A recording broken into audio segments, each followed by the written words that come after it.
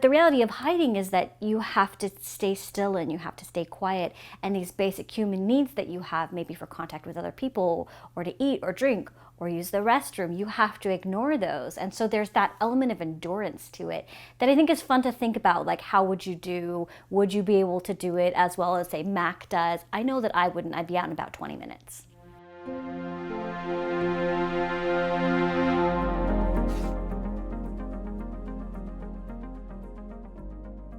Hide is my debut adult novel. It's a horror novel or dark supernatural thriller set in an abandoned amusement park where 14 desperate 20-somethings have been invited to play an extreme hide-and-go-seek competition for $50,000. When we meet Mack, she's in pretty desperate circumstances. She's living in a shelter.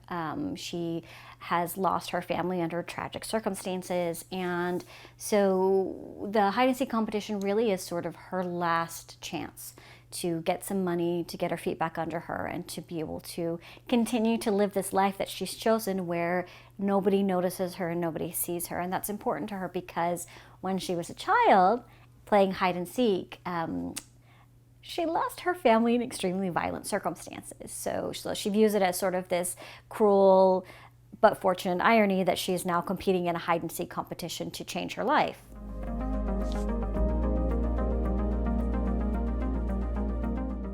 They have such a fascinating cultural place, particularly in America, and also their history is really interesting to trace how our pursuit of leisure and of fun also coincides with our need to experience extreme thrills mimicking death while still feeling safe. Although I can tell you about a lot of terrible amusement park accidents.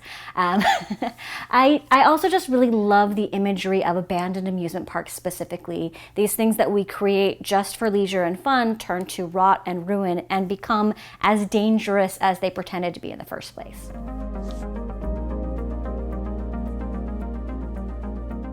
I feel like we live in such relatively safe surroundings and safe circumstances now that amusement parks provide that sense of danger, that we can experience that thrill and that drop in our stomachs and that sense that like things could go wrong at any moment, but they're not going to until they do.